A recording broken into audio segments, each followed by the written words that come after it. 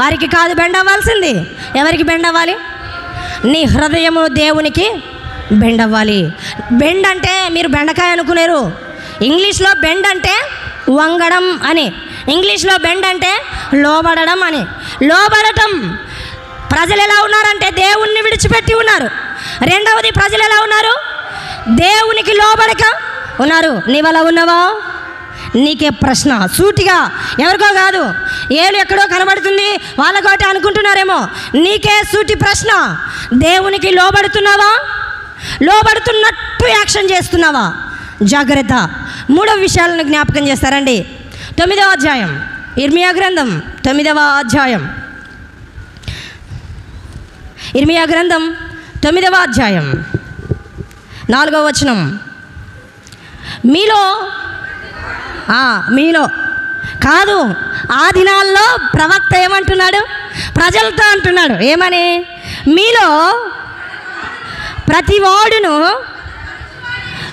తన పొరుగువాని విషయమై జాగ్రత్తగా, నేను చెప్తున్న మాట కాదు ఇది, పక్కనోడి విషయమై ఎట్లుండాలా? జాగ్రత్తగా ఉండాలి. ఎందుకు? ఏ సహోదరునైనను నమ్మకుడి, నిజముగా ప్రతి సహోదరుడు ఏం కొట్టు? తంత్రగొట్టు అంట. మీకే తెలుసా పదాలు? నాకు తెలియవు. తంత్రగొట్టు అంటే తంత్రగొట్టి, ప్రతి సహోదరుడు తంత్రగొట్టి. నేను ఒకవేళ వీలైతే ఇంకోసారి సెర్చ్ చేసి చూపిస్తా మీకు. తంత్రగొట్టి తన సహోదరుని కొంపముంచును.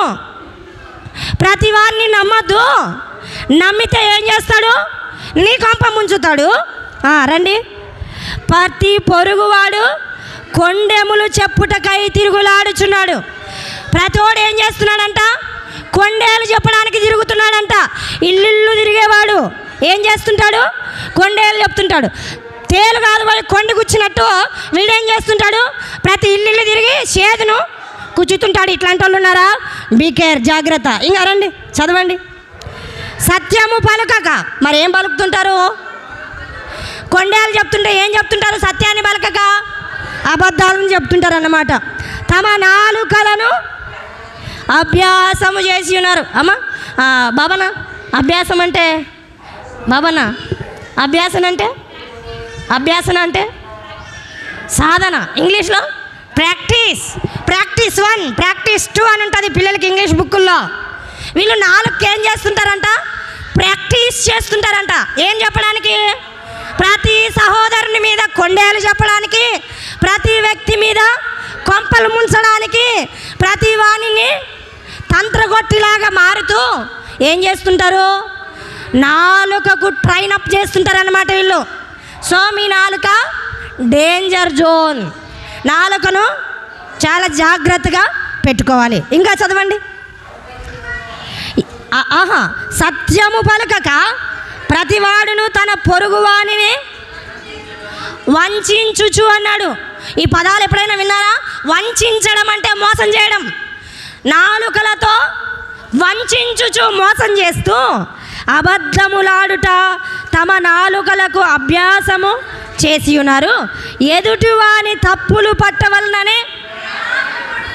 అమ్మో, ఇది ఇంకా పెద్ద డేంజర్. ఎప్పుడు చూసినా వాడిట్లా, వీడిట్లా, ఆయమ్మిట్లా, ఈ అమ్మిట్లా, ఈ ఎత్తిట్లా, ఈ అక్కిట్లా, ఈ శినమ్మిట్లా. ఎప్పుడు ఇదేనా?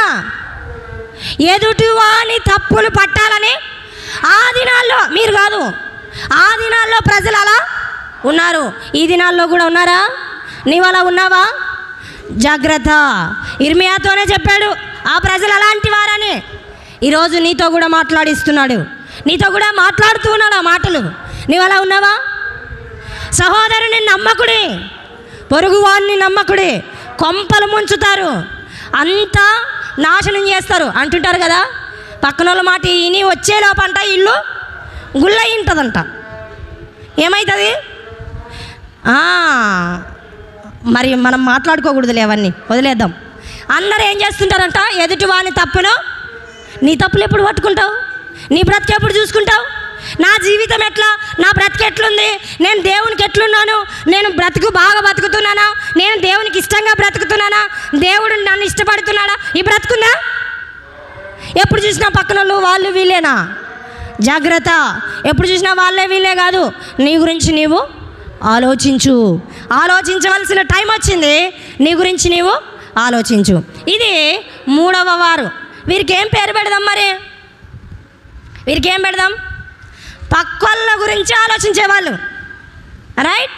వాళ్ళ గురించి, నా కుటుంబం ఎట్లా, నేనెట్లా, నా ఆరోగ్యం ఎట్లా, నా పిల్లల పరిస్థితి ఏంటి, నా కుటుంబం ఎట్లా, నా భార్యను ఎట్లా చూసుకో, ఇది కాదు.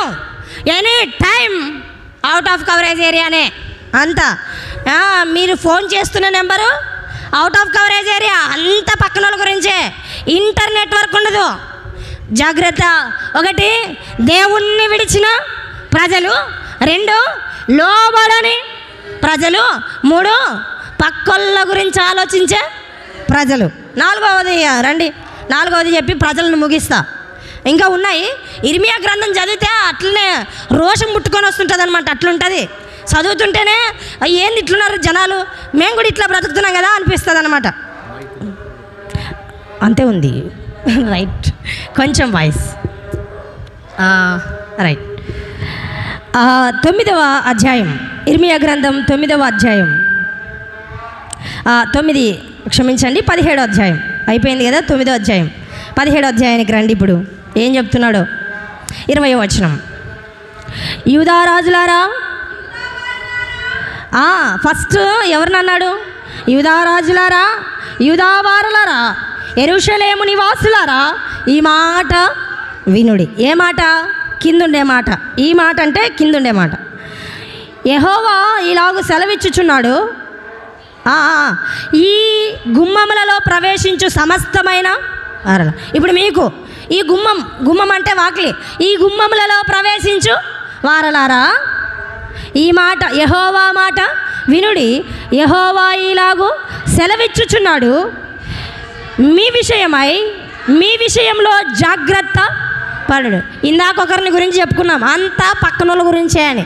ఇప్పుడు దేవుడు ఏమంటున్నాడు? మీ విషయంలో జాగ్రత్త పడుడి, పొరుగువాని విషయంలో జాగ్రత్త పడుడు అని చెప్పిన దేవుడు ఇప్పుడు మనకేం చెప్తున్నాడు? మీ విషయంలో జాగ్రత్త పడండి అన్నాడు. రండి. విశ్రాంతి దినమున ఏ బరువును మోయకుడి, యెరూషలేము గుమ్మములలో గుండా ఏ బరువు తీసుకొని రాకుడి. విశ్రాంతి దినమున మీ ఇండ్లలో నుండి ఏ బరువును మోసుకొని పోకుడి, ఏ పని చేయకుడి. నేను మీ పితరులకు ఆజ్ఞాపించినట్లు విశ్రాంతి దినమును ప్రతిష్ఠిత దినముగా ఎంచుడి. అయితే వారు వినకపోయిరి, చెవిని పెట్టకపోయిరి, వినకుండాను బోధ నొందకుండాను మొండికి తిరిగిరి. ఎంత గట్టి మాట ఉంది కదా, మొండికి పడేది ఇది అంటుంటారు ఎప్పుడన్నా. జనాల్ని దేవుడు కోపం వచ్చి ఏమంటున్నాడు? మొండికి పడారు మీరు. దేని గురించి? విశ్రాంతి దినం గురించి. చాలా నెగ్లెక్ట్ చేస్తున్నారు కదా ఆదివారం అంటే మీరందరూ. No negligence. ఆదివారం నెగ్లిజెన్సీ చేస్తే దేవుడు ఊరుకుండే ప్రసక్తే లేదు. ఆదివారం ఏ రోజైనా ఏ పనైనా పెట్టుకోండి, కానీ ఆదివారం దేవునిది.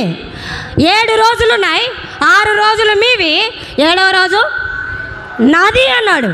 నాది అని దేవుడు చెప్తే నాది నాది అని దొక్కుంటావా? నీది కాదు కదా అది. 7 రోజులు పని చేసుకోవడానికి నీకు ఆశీర్వదించి, బలమిచ్చి, టయాన్నిచ్చి, బ్రతుకునిచ్చి, నీకు అంతా ఇస్తుంటే ఆదివారం రోజు దేవుని దగ్గరకు రావడానికి ఏం బరువు? దేవుని దగ్గరికి రావడానికి ఏమీ అయిష్టత? ఆదివారం నిర్లక్ష్యమా? అదే అన్నాడు కదా, విశ్రాంతి దినము మీరు బరువు మాయకుడి. ఏది లోపలికి తేవద్దు, ఏది బయటికి తీసుకెళ్ళొద్దు, ఇక్కడే ఉండి నా దినము అది ప్రతిష్ఠిత దినము. వింటున్నారా? అది ప్రతిష్ఠిత దినము. నన్ను జ్ఞాపకము చేసుకొనుటకై దీనిని చేయుడి అని ఆజ్ఞాపించాడు యేసు ప్రభు. ఏం చేయమని? బల్లలో పాలు పొందమని ఆజ్ఞాపిస్తున్నాడు. విశ్రాంతి దినం చదువుతారా? ప్రతి వారమున అని. రండి ఒక మాటను చదువుదాం. అపోస్తలుల కార్యములలో మనకు ఆ మాటలు కనబడుతుంటాయి. ఒకసారి నేను ఆ వచనాలను మీ ఎదుట ఉంచుతాను. 18వ అధ్యాయం అపోస్తలుల కార్యములు 18వ అధ్యాయం 4వ వచనం. అతడు ప్రతి విశ్రాంతి దినమున సమాజ మందిరములలో తర్కించుచు యూదులను గ్రీసు దేశస్థులను ఒప్పించుచు నుండెను. ఇక్కడ పౌలు చేసిన పని, ప్రతి విశ్రాంతి దినాన దేవునికి ఇచ్చాడు. ఇంకొక వ్యక్తిని జ్ఞాపకం చేస్తారండి. లూకాస్ అపోస్తల కార్యములే స్టార్టింగ్లో ఉంటుంది మనకు ఆ మాటలు. స్టార్టింగ్ 3వ ఇంచుమించు 2వ అధ్యాయం 42వ వచనం. వీరు అపోస్తలుల బోధయందును సహవాసమందును రొట్టె విరుచుట యందును ప్రార్థన చేయుట యందును ఎడతెగక ఉండే. ఏముంది అప్పుడప్పుడనుందే? బాగా చూడండి అమ్మా, అయ్యా బాగా చూడండి. ఎడతెగకు ఉందా? అప్పుడప్పుడు నెలలో ఒకసారి అని ఉందా? బాగా చూడండి. ఎడతెగక అప్పుడప్పుడు వాన ఊక పట్టుకునేది. ఇదేమి ఇట్లా పట్టుకునేదే, వద్దు నుంచి ఎడకుండా పట్టుకునేది అంటుంటారు. ఎట్లా పట్టుకోయింది వాన? ఎడతెగక, ఊపిరి ఆటనీయకుండా పట్టుకునేది అంటుంటారు కదా, అది ఎడతెగక అంటే. భక్తి జీవితంలో ఎడతెగక కనబడాలి. ఆదివారం మిస్ అయ్యావా? జాగ్రత్త. రేపు అక్కడికి వెళ్ళిన తర్వాత నిన్ను లెక్క అడుగుతాడు. నేనేమి వాళ్ళేమి లెక్క అడగరు, నిన్ను దేవుడే లెక్కడు. అన్ని రోజులు ఆరాధన మిస్ చేసివి, ఎన్ని రోజులు ఆదివారాలు మిస్ చేసుకున్నావు, ఎన్ని రోజులు నా పని నా పని నా పని అంటున్నావా? వీరెవరు అంటే ఆ దినాల్లో ప్రజలు, విశ్రాంతి దినాన్ని ఎగ్గొట్టే ప్రజలు. ఎవరిల్లు? ఇర్మియా కాలంలో, యెషయా రాజు కాలంలో ప్రజలు ఎలా ఉన్నారు? విశ్రాంతి దినాన్ని ఎగ్గొట్టే ప్రజలు. ఆదివారం ఎగ్గొట్టేవారా మనము? ఆదివారం నా పనేమా, నాది మీ ఇష్టం. ఆదివారం మీరు ధన్యత పోగొట్టుకుంటారు అంతే. ఆదివారం మనం ఆచరిస్తే ధన్యత, విసర్జిస్తే మనకు నష్టం అంతే. నష్టం కావాలంటే పో, లాభం కావాలంటే రా. ఏమమ్మా అంత ఇంపార్టెంటా? ఎస్, దేవుడు దానికి అంత ఇంపార్టెన్స్ ఇచ్చాడు. బైబిల్లో అంత ఇంపార్టెంట్ ఇచ్చాడు కనుకనే మీకు జ్ఞాపకం చేస్తున్నా. ప్రతి విశ్రాంతి దినమున అపోస్తలుడైన పౌలు తర్కించుచు వారికి ఒప్పిస్తూ వచ్చాడు. ఎడతెగక ఉన్నారు. ఆదిమ సంఘం ఎడతెగక ఉంది. నీవు మారుస్తున్నావా? ఆదివారం అంటే నీ పని ఎక్కువైందా దేవునికంటే?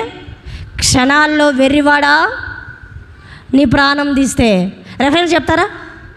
నా కొట్టు, నా ధనము, నేను పండించిన పంటను తీసుకొని వచ్చి నా కొట్లలో పెట్టి రెఫరెన్స్ చెప్తారా ఎవరైనా?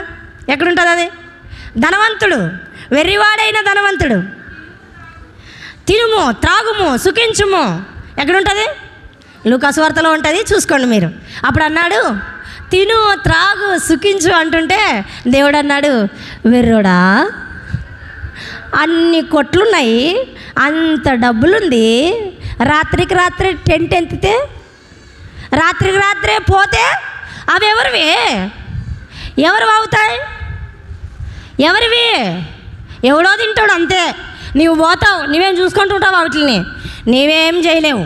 కాబట్టి ఆదివారం దేవుని దినం, మర్చిపోకండి. ఆదివారాన్ని ఎగ్గొట్టుకుంటే మీరే మిస్ అవుతారు. ఒక భక్తుడు ఇలా అన్నాడు, నా జీవిత కాలం మట్టుకు ఒక్క సండేని కూడా నేను మిస్ చేసుకోలేదన్నాడు. నిజమే, నేను ఇంచుమించు 2 సండేలు మిస్ చేసుకున్నాను డిఎస్సి ఎగ్జామ్ రాయడానికి వెళ్ళినప్పుడు. చాలాసార్లు సండేలను మిస్ చేసుకోవడం, దేవుని సన్నిధిని మిస్ చేసుకోవడం. జాగ్రత్త, మీరు దానిని తక్కువగా ఎంచుకోండి. అది దేవుని దినం, మనం ఎవరికి ఇవ్వాలి? అప్పుడప్పుడు ఈరోజు యాటికి పోకూడదంటమ్మా, ఈరోజు అమాస అంటే ఏం చేస్తారు? యాటికి కాలు పెట్టరు. అబ్బా అంత భక్తి వస్తుంది మనద్ద. ఈరోజు పోతే ఏమన్నా అవుతుంది, అమూర్తం పెట్టుకుని యాటికి పోతావు, ఏడ పోయి చూసేస్తావు, వదిలే, ఏడ క్యాన్సల్ అవుతుందో, ఏడ పని కాకుండా ఉంటుందో. కానీ దేవుడు ఇంత చెప్తుంటే వ్యర్థమైన దినాలకు అంత ఇంపార్టెన్స్ ఇస్తున్నావు. దేవుడు రండి రండి రండి అని మొత్తుకుంటుంటే దేవునికి ఆబ్సెంటా? ఎన్ని ఆదివారాలు ప్రజెంట్ అయ్యావు నీవు? ఎన్ని ఆదివారాలు ఆబ్సెంట్ అయ్యావు? నీ పని చెప్పుకొని, నీ పేరు చెప్పుకొని, నీ కష్టం చెప్పుకొని. వినండి, దేవునికి కోల్గేట్, మీరు ఎప్పుడైనా సెల్ ఫోన్లో ఉంటే కోల్గేట్ సృష్టికర్తను గురించి వినండి. కోల్గేట్ మనం పేస్ట్ దిక్తాం కదా, ఆ కోల్గేట్ తయారు చేసిన ఆయన గురించి వినండి. నేను ఇప్పుడేం చెప్పను, చెప్తే టైం అవుతుంది. ఆ కోల్గేట్ కంపెనీ ఆయన ప్రతి ఆదివారాన్ని దేవునికి ఇచ్చాడు. ప్రతి తనకొచ్చే వారంలో వచ్చిన ఖర్చులో దేవునికి ఇచ్చాడు. ప్రపంచంలో ఫేమస్ కంపెనీ అయింది. ఇంకొక ఆయన ఉన్నాడు, పిల్లలకి సండే స్కూల్ పిల్లలకి స్టోరీ చెప్పాను నేను. ఒక ఆయనట వరల్డ్ ఛాంపియన్షిప్ జరిగింది, అందులో పార్టిసిపేట్ చేయాలి. సండే పడింది ఆ రోజు. ఆయన సండే నేను రానండి, నేను దేవునికి చెందిన వాడిని, సండే లేదంటే ఆ దేశమంతా సింబల్ వేసింది. ఏమని? దేశద్రోహి వీడు, దేశం కొరకు ఆడకుండా సండే పేరు చెప్పి వీడు రాకుండా దేశాన్ని నమ్మక ద్రోహం చేశాడు. ఓడిపోయారు ఆ రోజు. ఇంకో రోజు ఛాయిస్ వచ్చింది. ఒకప్పుడు 200 మీటర్లే, ఈసారి 400 మీటర్లు వచ్చింది. వేరొక రోజు వచ్చింది, దేవా నాకు అవకాశం ఇప్పించవా, నీ నామాన్ని గొప్ప చేస్తా అన్నాడు. సరే ఒకసారి అడిగాడు, అయ్యా నేను ఈసారి 400 మీటర్లకి నేను నేను వస్తా, నేను పార్టిసిపేట్ చేస్తా అన్నాడు. అంటే సరే రా అయ్యా అన్నాడు. అందరికంటే ఫస్ట్ వచ్చాడు. దేవుణ్ణి మరిస్తే ఫెయిల్, దేవుణ్ణి మనం హెచ్చిస్తే మనం విన్ అవుతాం, మనకు దేవుడు విజయం ఇస్తాడు. దేవుని దినాన్ని నిర్లక్ష్యం చేస్తున్నావా? ఓ సోదరి సోదరుడా, ఓ తమ్ముడు చెల్లి, ఓయా అన్న, అమ్మ అక్క, దేవుని సన్నిధిని నిర్లక్ష్యం పెడుతున్నావా? దేవుడు అంటే లెక్కలేనట్లుగా వ్యవహరిస్తున్నావా? మాకు భయపడొద్దు. ఎవరికి భయపడు? దేవునికి భయపడు. దేవునికి భయపడితే మందిరం అంటే వణుకొస్తుంది. దేవునికి భయపడలేదంటే ఎంతలే మన చుట్టాలు ఇల్లు, మన ఇల్లు ఉన్నట్లు అనుకునేరు. జాగ్రత్త. ఈ ప్రజలు ఎలాంటి వారు? 1, దేవుణ్ణి విడిచిన వారు. 2, లోబడని ప్రజలు. 3, పక్కోళ్ళ గురించి ఆలోచించే ప్రజలు. 4వది, ఎగ్గొట్టే ప్రజలు. ఏం ఎగ్గొడతారు? విశ్రాంతి దినాన్ని. నీవు ఇలా ఉన్నావా? నీవు కూడా, నీ బ్రతుకు కూడా ఇలాగే ఉందా? అయితే జాగ్రత్త. ఈ సమయం ముందు దేవుని దగ్గర నీ హృదయాన్ని తెరువు, నీ గుండె విప్పు. అందుకే గుండె మీద చేసుకోండి, కొంచెం వింటుంటే కఠినంగా ఉంటాయి మాటలు అని చెప్పాను. గుండెను చించి దేవునికి ఇవ్వండి. అయ్యా నా హృదయంలో ఉన్న ఘోషను చూడండి అని దేవునికి అప్పగించండి. రైట్. నేను ఒకటి ఫస్ట్ ఏం చెప్పాను? ప్రజలు ఎలా ఉన్నారు. ఇప్పుడు ఇంకెవరు ఎలా ఉన్నారు? ప్రజలు ఎలా ఉన్నారు? ప్రవక్త ఎలా ఉన్నాడు? ప్రవక్త ఆ దినాల్లో, ఇప్పుడు కాలంలో సేవకులు ఎలా ఉన్నారో అప్పటి కాలంలో ప్రవక్త ఎలా ఉన్నాడు? ప్రవక్తలుగా దేవుని సేవకులుగా ఉన్న మాకు సవాలు. ఇప్పుడు రండి ఎలా ఉన్నాడో ఆయన ఒకసారి చూపిస్తా. 1వ అధ్యాయం 4వ వచనం. మొదటగా చదివించాను కదా, ప్రత్యక్షమయ్యేలాగు సెలవిచ్చాను. 5వ వచనం చివరి మాట చదవండి. నేను నిన్ను ఏం చేశాడు? దేవుడు సేవకునిగా దేవుడు ఏం చేశాడు? ప్రతిష్ఠించాడు. నేటి దినాల్లో సేవకులు అనే వాడికి ప్రతిష్ఠ ఉండాలి, దేవుని పిలుపు ఉండాలి. దేవుడు అన్నారు, గర్భములో నిన్ను రూపింపక మునిపే నిన్ను ఎరిగా. నీవు గర్భంలో ఉండక మునిపే నేను నిన్ను ఎరిగాను. గర్భంలో నుండి నీవు బయలు పడక మునిపే. ఎప్పుడు ప్రతిష్ఠించాడంట దేవుడు? గర్భములో నుండి బయట పడక మునిపే దేవుడు ఏం చేశాడు? ప్రతిష్ఠించాడు. ఈ దినాల్లో మీరు వింటున్న సేవకులు ఎవరైనా ఇలాంటి వారు ఉన్నారా? దేవుని చేత పిలువబడిన వారై ఉండాలి. వాక్యం చెప్పేవారు దేవుని చేత ఇష్టం వచ్చినట్లు సేవ చేస్తామంటే అది సేవ కాదు. నేను కూడా పోలీస్ అవుతాను, పోలీస్ డ్రెస్ వేసుకొని అట్లా పోండి. ఏం పట్టుకుంటారు? ఫేక్ ఐడి పట్టుకొని చూస్తారు, తోలు తీస్తారు. నేను కూడా టీచర్ని అని ఒక ఆయన చాలా రోజులు ఒక పై అండాతో చాలా రోజులు ఇన్కమ్ తిన్నాడు. నేను కూడా టీచర్ని అని, కానీ ఒకరోజు పట్టుబడ్డాడు. వినండి, సేవకులు అనబడేవారు పిలుపు ఉండాలి, ప్రతిష్ఠింపబడిన వారై ఉండాలి. ఏం లేకుండా నాకు 4 మాటలు చెప్పేకొచ్చని చెప్పుకుంటూ వెళ్ళడం కాదు, హృదయం నిండా భారం ఉండాలి. ఇప్పుడు చూడండి, చాక్ పీస్ డస్టర్ ఒట్టుకున్నప్పుడు పిండితే ఏమైనా వస్తాయా నీళ్ళు? డస్టర్ని చూసారా? Board దుడిపే Duster. సిమెంట్ పని చేసేటప్పుడు స్పాంజీ. మీకు ఇంగ్లీష్ పదాలే బాగుస్తాయి. స్పాంజిని నీళ్లు నింపినాక పిండితే నీళ్ళు వస్తాయా? అది ఉత్తగున్నప్పుడు పిండితే నీళ్ళు వస్తాయా? అమ్మా, సేవకులు ఎలా ఉండాలంటే స్పాంజీలాగా నీళ్లతో నిండిన హృదయమై ఉండాలి. అందుకే ప్రజల కంటే సేవకులకు ఎక్కువ బాధలు ఉంటాయి. ఎందుకంటే ప్రజలు తన దగ్గరకు వచ్చినప్పుడు తన గుండె బరువెక్కాలని దేవుడు శ్రమలిస్తాడు. నీకు ఆ బాధ అర్థమైతే ఇతరుల బాధను అర్థం చేసుకుంటావని దేవుడు ప్రవక్తకు ఎక్కువ శ్రమలిస్తాడు. మీరు అనుకుంటారేమో మీకంటే ఎక్కువ తిప్పలు ఉంటాయి, మీకంటే ఎక్కువ బాధలు ఉంటాయి, మీకంటే ఎక్కువ శోధనలు, శ్రమలు ఉంటాయి. ఎందుకు? స్పాంజీ కాదు, నీళ్లతో నింపబడినట్లు మా హృదయాలు నింపబడాలి. తర్వాత వస్తుంది ఆ మాట. ఇర్మియా ఎలాంటి ప్రవక్త అంటే దేవుని చేత పిలువబడిన ప్రవక్త. బైబిల్ కొంచెం తెలిసేపాటికి నాన్న చెప్తా మైక్ తీసుకోవడం కాదు. ఇది చాలా డేంజర్ జోన్. పోయిన వారమే చెప్పాను నేను, ఇది చాలా డేంజర్ జోన్ చెప్పాను. దీనికి కఠినమైన తీర్పు ఉంది. ఇప్పుడు అనుకుంటున్నారేమో ఆంధ్ర తెలంగాణలో ఎక్కడ ప్రతి లైన్కి ఒక చర్చ్ ఉందంట, ప్రతి చర్చ్కి ఒక 2-3 పాస్టర్. మరి ఏరి ఆత్మలేరి విశ్వాసలేరి, నమ్మకంగా బ్రతికే విశ్వాసలేరి చూపించండి అని అడిగితే 0. జాగ్రత్త. సేవకుడు ఎలా ఉండాలి? ప్రతిష్ఠింపబడి ఉండాలి. దేవుని పిలుపు కలిగి ఉండాలి. దేవుడు నన్ను పిలిచిన పిలుపుకు నేను లోబడితినే అన్నాడు. నన్ను నమ్మకమైన వానిగా ఎంచి తన సేవకు నన్ను పిలిచి అన్నాడు. పౌలును మీరు చదువుతారా? మీరు కావాలంటే అపోస్తల కార్యం 9వ అధ్యాయం చదవండి. సౌలా నీవేళ నన్ను హింసించుచున్నావు అన్నాడు. పిలిచాడు, రా, నీవు నన్ను ఫాలో మీ. పేతురు, యోహాను ఫాలో మీ. యాకోబు, ఆంద్రయ ఫాలో మీ అన్నాడు. ఆయనను వెంబడించటానికి, ఆయన సేవ చేయడానికి ఏముండాలి? సేవకులకు పిలుపు ఉండాలి. పిలుపు లేని సేవకులు భారంతో వాక్యాన్ని చెప్పలేరు. పొడి మాటలు భారాన్ని తగ్గించలేవు. వినండి, నాకు కాలులో ముళ్ళు గుచ్చుకుంటే మీ కాలులో ముళ్ళు గుచ్చుకున్నప్పుడు ఎంత బాధ ఉంటుందో నాకు నా మాటలు అర్థమవుతున్నాయా?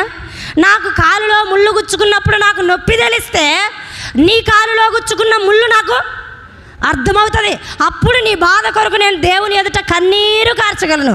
అయ్యా, నేను ఇలాంటి పరిస్థితిలో వెళ్ళానయ్యా, ఎంత భారం ఉందయ్యా, ఆ సహోదరుని జ్ఞాపకం చేసుకోండి అనే భారము ఉంటుంది. పిలుపు లేని సేవకునికి ఏముండదు? భారం ఉండదు. జీతగానికి కాపరికి తేడా ఏమి? కాపరి తన గొర్రెలన్నింటినీ కాస్తాడు. జీతగాడు పోతే ఫోన్లే, ఈరోజు జీతం వస్తే చాలు, అది ఎట్లా పోని, ఏం తిన్నా. సేవకుల్లో ఇలాంటి వారు కూడా ఉన్నారు. జీతగాళ్ళు ఎలాంటి వారంట? గొర్రె చర్మాన్ని కప్పుకొని లోపల తోడేళ్ళలాగా వస్తుంటారంట. పైన ఏం కప్పుకుని ఉంటారు? గొర్రె చర్మము, లోపల ఏముంటుంది? తోడేళ్ళ స్వభావము. మింగుదనాలు వస్తుంటారు. ఎప్పుడు మింగుదామా? ఎప్పుడు మింగే అలవాటే తోడేళ్ళకి. కాసే అలవాటు ఎక్కడుంటుంది? కాపరికైతే 100 గొర్రెల కథ చెప్పాడు కదా యేసు ప్రభు. 100 గొర్రెల్లో ఒక గొర్రె తప్పిపోతే ఏం చేశాడు? కాపరి తప్పిపోయిన గొర్రె కోసం కొండలెక్కాడు, లోయలు దిగాడు, మెట్లెక్కాడు, ఏడ్చాడు, రాత్రంతా వెతికాడు. ఇది భారం, సేవకునికి భారం. ఒక విశ్వాసి రాకుండా తప్పిపోయాడే, ఒక అమ్మాయి పడిపోయిందే, భారం హృదయంలో సేవకునికి. తప్పిపోయిన గొర్రె గురించిన భారం. జీతగాడికి ఏముండదు? చెప్పాలి, జీతగాడికి ఏముండదు? భారం ఉండదు. మొదట సేవకుడు ఇర్మియా ఎలాంటి వాడంటే గర్భములోనే ప్రతిష్ఠింపబడినవాడు. రెండవది రండి, 20వ అధ్యాయం. నా ముందు సమయం ఇంకా 15 నిమిషాలు ఉంది. మీరు 1:30 చెప్పారు కదా, అందుకు సార్ చెప్పినది కాదు, మీరు చెప్పిన మాట.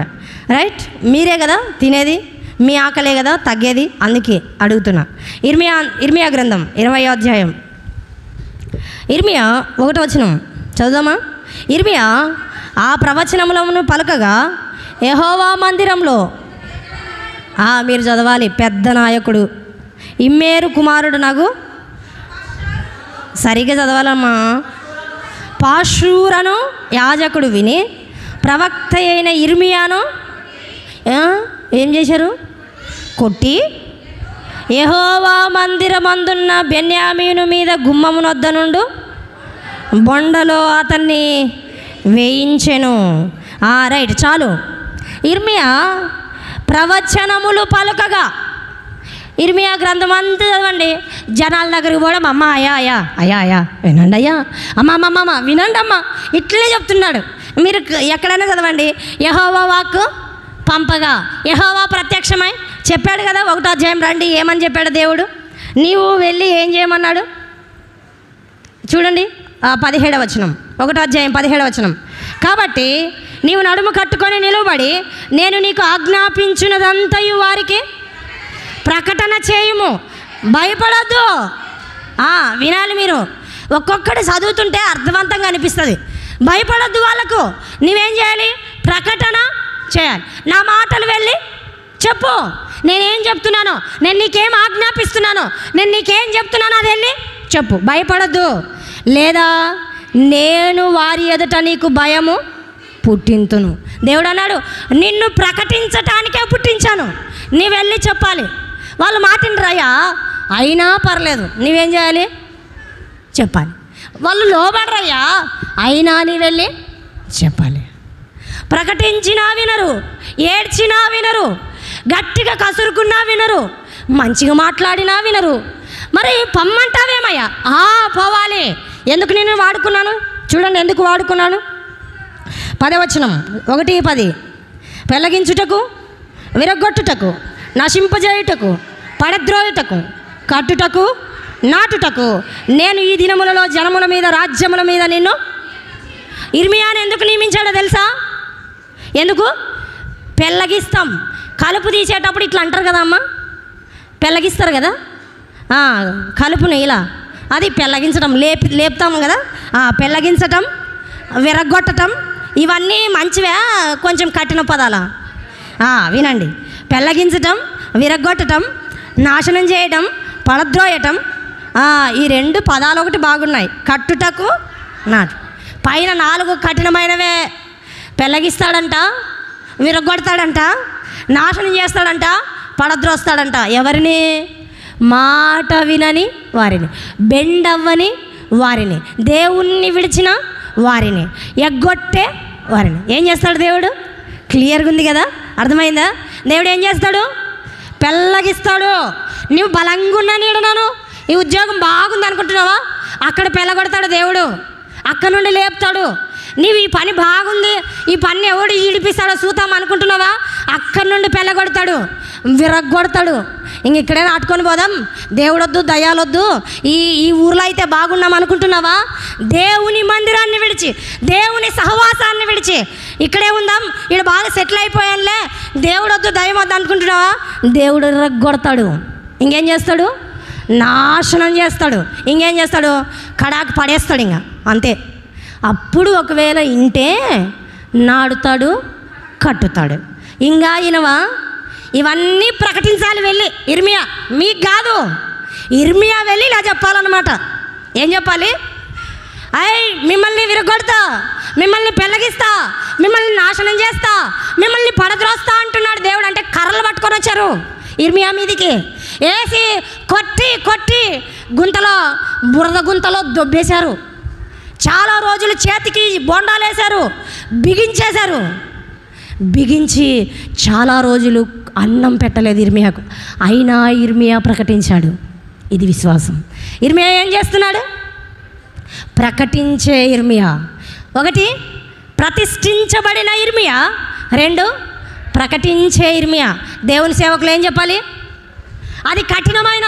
ఇప్పుడు ప్రేమ ఉన్నాడు, నేను ప్రేమ దగ్గరికి వెళ్ళి, ప్రేమ్ దేవుని మందిరానికి సరిగ్గా రావటం లేదు, నిన్ను దేవుడు పెళ్ళగిస్తాడంట అని చెప్పమన్నాడు దేవుడు నన్ను. నేను వదిలే ప్రభు, ఏమనుకుంటాడో ప్రేమ్, మరి మానేస్తాడేమో చెప్తే అనుకోని, కానీ చెప్పకుండా దాబెట్టుకున్నాను అనుకో, దేవుడు నన్ను కొడతాడు. ఇట్లా నేనేం చేయాలి? దేవుడు చెప్పమన్నది నేను చెప్పాలి. అది సేవకుల యొక్క టార్గెట్. ఏంటంటే దేవుడు ఏం చెప్తే అది. నా మాటలు చెప్పానా ఇంతవరకు? కాదు. అక్కడున్నవే కోడీకరించి చెప్పాను, నా మాటలైతే చెప్పలేదు. దేవుడు చెప్పమన్న మాట అది చేదైనా ఏం చెప్పాలి? చెప్పాల్సిందే. అది తీయగున్నా చెప్పమంటే అది ఉప్పున్నా చెప్పమంటే చెప్పాల్సిందే. ఒగురొగురున్నా అంతే. అమ్మో ప్రజలు ఎటు వెళ్ళిపోతారు ఏం, అదంతా అనవసరం, నేను చూసుకుంటా, నేను నిన్ను ఇనుప స్తంభంగా, ఆ మాట ఉందా? 1వ అధ్యాయం చూడండి, ఇర్మియా గ్రంథం 1వ అధ్యాయం. నేను నిన్ను ఎలా నిలవబెడతా అన్నాడు చూడండి. ఇనుప స్తంభంగాను ఇత్తడి గోడలుగాను నీ ఉండునట్లు ఈ దినమున నేను ఇందాక కూడా నియమించాను అన్నాడు. ఎందుకు నియమించాడు? పెళ్ళగించడానికి, విరగొట్టడానికి, నాశనం చేయడానికి, పడద్రోయడానికి, కట్టుటకు నాటుటకు నిన్ను నియమించాను. ఇప్పుడు ఎలా నియమించాను నిన్ను? ప్రాకారము గల పట్టణం, ప్రాకారం ఉండే పట్టణం ఏం చేయబడలేదు? శత్రువుల చేత పొడవబడలేదు. రెండవది ఇనుప స్తంభం, ఇనుప స్తంభంగా నిన్ను నిలబెడతా అన్నాడు. తర్వాత ఇత్తడి గోడలుగా నీ ఉండునట్లు నీతో యుద్ధము చేయవారు ఏమవుతారు? చదవండి కింద. నీతో యుద్ధము చేతురు కానీ నేను నిన్ను విడిపించుటకు నేను నీకు తోడై ఉన్నందున వారు నీపై విజయము. ఇదే యెహోవా వాక్కు. ఎవరి వాక్కు ఇది? యెహోవా వాక్కు. వింటున్నారా? సేవకుడు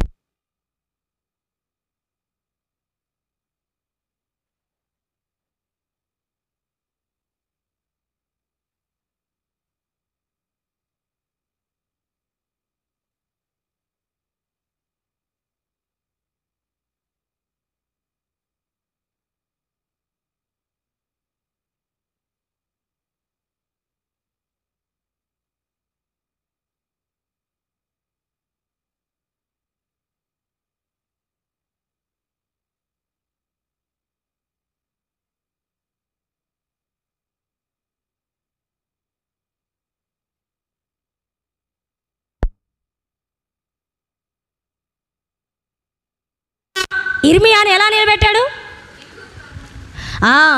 ప్రకటించటానికి నిలబెట్టాడు. ప్రకటించడం ఒకవేళ సేవకుడు కనుక మానేస్తే ప్రజలకు ఎలా తెలుస్తుంది? మరి వాస్తవ సత్యాలను సేవకుడు చెప్పకపోతే ఎవరు చెప్తారు? మరి బైబిల్లో ఉన్న వాస్తవాలను విడమర్చి చెప్పకపోతే ఎలా తెలుస్తాయి మరి? అవును, సేవకుడు ఏం చేయాలి?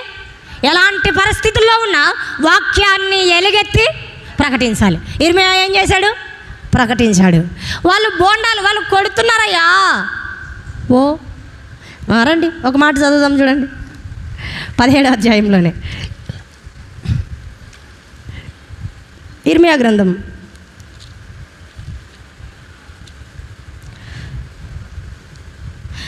20వ అధ్యాయం 7వ వచనం. యెహోవా నీవు నన్ను ప్రేరేపింపగా నీ ప్రేరేపణకు లోబడి తిని నీవు నన్ను బలవంతము చేసి నన్ను గెలిచితివి. నేను దినమెల్లా నవ్వుల పాలైతిని, అందరూ నన్ను ఎగతాళి చేయుదురు. ఏలయనగా నేను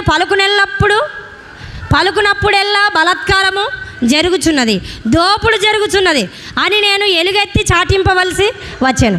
దినమెల్లా యెహోవా మాట నాకు అవమానమునకు అపహాస్యమునకు హేతువాయను. ఆయన పేరు నేను ఎత్తను, ఆయన నామమును బట్టి ప్రకటింపను అని నేను అనుకుంటున్నా. అది నా హృదయములలో అగ్ని వలె మండుచు నా ఎముకలలో మూయబడినట్లున్నది. నేను ఓర్చి ఏర్చి విసికియున్నాను, చెప్పక మానలేను. వాళ్ళు ఏం చేస్తారంట? దినమెల్లా నవ్వుల పాలు. పోయి చెప్పానా నవ్వుతారు, పోయి మాట్లాడానా కొడతారు, వెళ్ళి చెప్పానా అది చేస్తారు. అయినా ఇర్మియా మానలేదు. ఏం చేశాడు? చెప్పక మానలేను. నా చికెన్ బిర్యానీ చేసేటప్పుడు వినండి, చికెన్ బిర్యానీ చేసేటప్పుడు మూత మీద ఏం పెడతారు? బరువు పెట్టి సైడ్లకి పాతకాలం అయితే పిండి చుట్టేవాళ్ళు, ఇప్పుడు కొత్త టెక్నాలజీలు వచ్చాయిలేండి. పాతకాలం చుట్టూ బాగా బిర్యానీ మగ్గాలని పగ కూడా బయటికి పోకూడదు, ఆవిరి బయటికి పోతే చికెను మగ్గదు. అందుకే ఏం చేస్తారు? పొగ పోకుండా బయటికి చుట్టూ నింపుతారు. ఈయనకు ప్రవక్తకి ఎట్లుందంట, లోపల అగ్నేసినట్టుందంట, అగ్గేసి అది మూసిపెట్టినట్టుందంట. నీ గురించి చెప్పకపోతే లోపలే అది మండుతుంది, నేను తాళలేను, నేను తట్టుకోలేను, అందుకే వచ్చి చెప్తున్నా అన్నాడు. ఇర్మియా ఎవరు? ప్రకటించే ప్రవక్త.